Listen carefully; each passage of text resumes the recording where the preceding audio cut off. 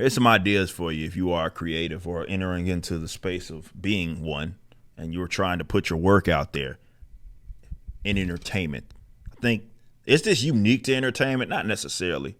But I do think it applies probably the most with entertainment, because with other industries, outside of being entertained, you find more like people being very reliant on this. Like their lives actually depend on that. Entertainment, you can swap that in and out.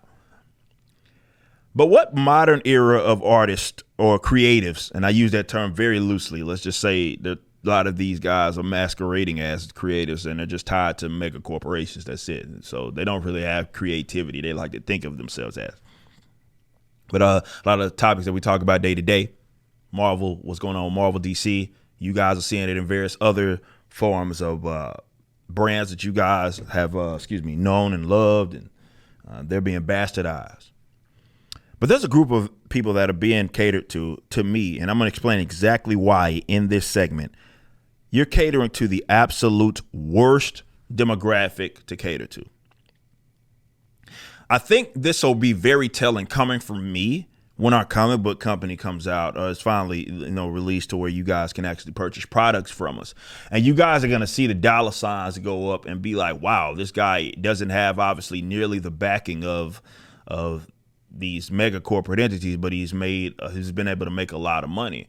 The reason being is because I'm not in the interest of catering to, it's not just the lowest common denominator, but specifically those that put social justice at the forefront of themselves. So it's an umbrella. We get it. Some people focus more on race. Some people focus more on gender and sexuality and those various things. Like, that's what they lead with. That's really their entire existence. Is very boring people, but they are powerful people in the sense that, well, a lot of these brands are catering to them. We see that. You watch a commercial or whatever, it's like, damn, you think this demographic of people would represent the majority when it never does. But when you're dealing with those types of people, you got to understand this. Most of them, almost exclusively, only reason I say almost, not because I've been proven otherwise, is just because I want to try to leave it open that there may be some as advocate of social justice that isn't an economic leftist. But the vast majority of them are economic leftists. Okay. That's just the reality. And they're more interested in, how does this thing advance my cause? Okay. How does this advance the way that I view the world and the lens upon which I use it? How do we make that scope bigger? How do we make this applicable in various ways throughout life? That's how your average advocate of social justice operates. As an example, you have people right now that are griping at Universal because Universal has not publicly taken a stance, at least not to the degree that Disney did, with what's going on in Florida, despite them also having theme parks and various things there. Why do you think that is the case? Well, it's because this is what these people lead with. You should act on our behalf. So what companies have done, and I know folks blame, we're not going to do this video. People want to blame the ESG. I think this is bad information. And all that, is that they're banking on these people, whether it be the loud majority that exists, even on Twitter or Instagram or TikTok, they're banking on them actually purchasing their products. And if you were on social media, you'd think that these guys it was so many of them. And I have to you got to tame your expectations. With Twitter, it's a very certain type of demographic that exists on that website right now. And it exists on that website right now that are, it can cloud your judgment. Let's say that. It can cloud your perspective if you think that shit's real life. But it's a very specific type of demographic that dominates that platform often. So if you go by likes and retweets alone, then you're in for a rude awakening. But also, and I know people, when I say this all the time, people think I'm joking, but I'm serious. Your average social justice warrior that isn't a champagne socialist, so like the streamers that are masquerade as leftists, but they're fucking very rich people. not them. Aside from them, your average left, which is why they love state socialism, state socialism so much, doesn't have money. You have the academics that may be bringing in a little bit. And again, you have the champagne socialists, but you're like run of the mill social justice warrior is fucking broke. They have almost no capital, which is why they're always griping from the economic perspective. They have almost no talent for the most part. They have no skill set. They think everything should be handed to them. They don't have capital. So when you look at that demographic and you say, well, that's who we're going to cater to, understand that you're catering to an unreliable demographic. I think the movie industry is the one that they exist in their most prominent. But even then, they're not as reliable. You saw what happened. You've seen the success of the Marvel Cinematic Universe. But the Marvel Cinematic Universe really depends on people that aren't raging dipshit social justice advocates to make their money, the money that it is they make. So while they may come out in droves to go support a project or two, and you end up with something like maybe a Spider-Man, you also get Eternals, which didn't make money from my understanding. You also get Shang-Chi, which I'm not saying the movie itself was a bunch of social justice bullshit, but that's what they marketed it as. They didn't come out. That shit barely made money. I think they may have broke even with that movie. You get even with this television shows where they lead with that stuff. You get that Ava chick who has done, what is that? That did Naomi, right? Got canceled after one season.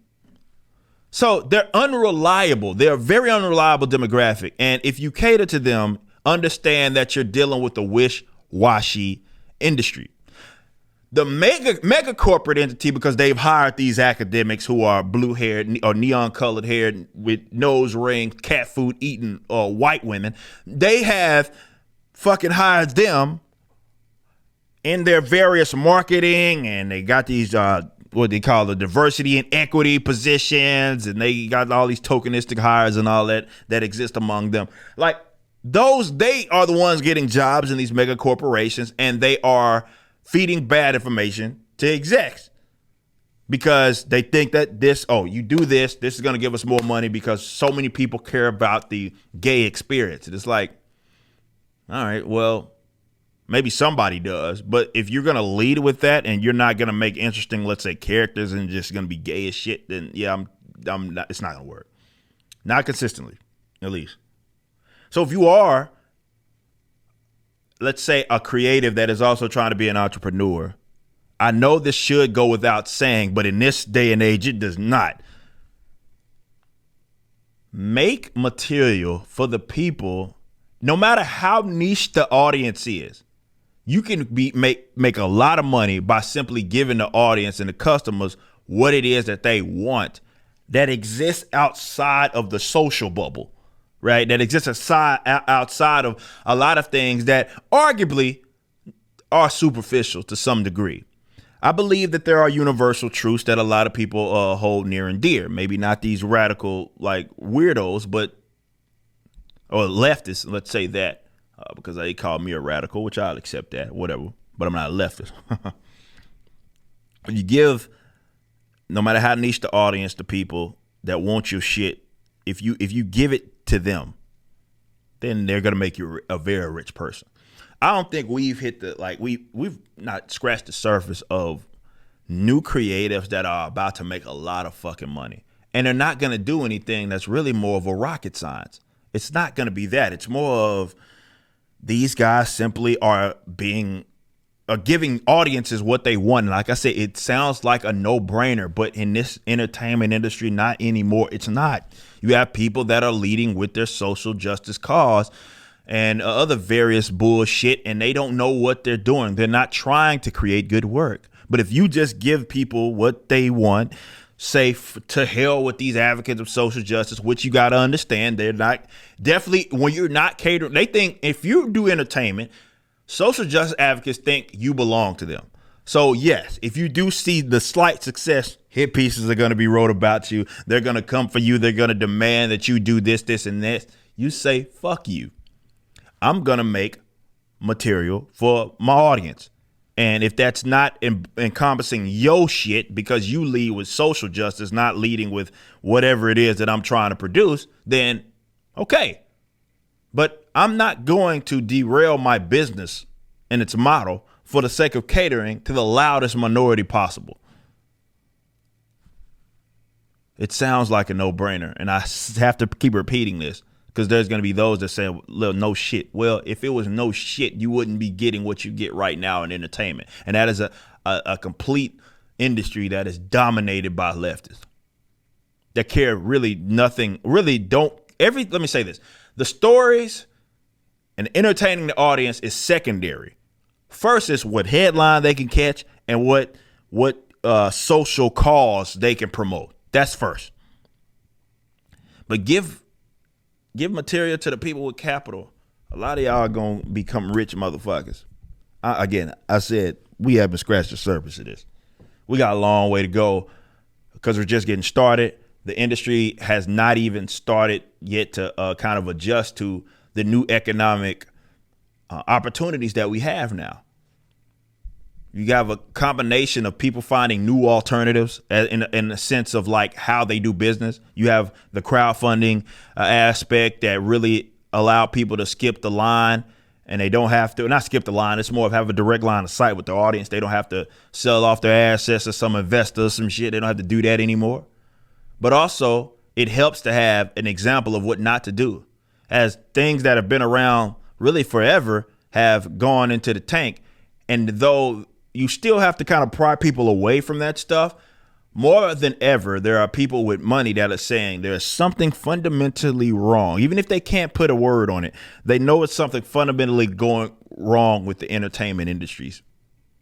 And they're looking for something else. And it's going to make a rich man and woman out of a lot of different people. You just listened to a clip from my podcast, For Canon's Sake, which is live throughout the week at 12 p.m. Central on youtube.com/YoungRipper59 and odyssey.com/@YoungRipper59. Be sure to check out my website, ericdjuly.com, so you can stay up to date with everything it is that I'm doing. You can also become a member and get access to a bunch of cool perks and exclusive content, which includes a social media hub where you can interact with myself and other members. It even has an app that you can get, which is now live in the Google and Apple stores.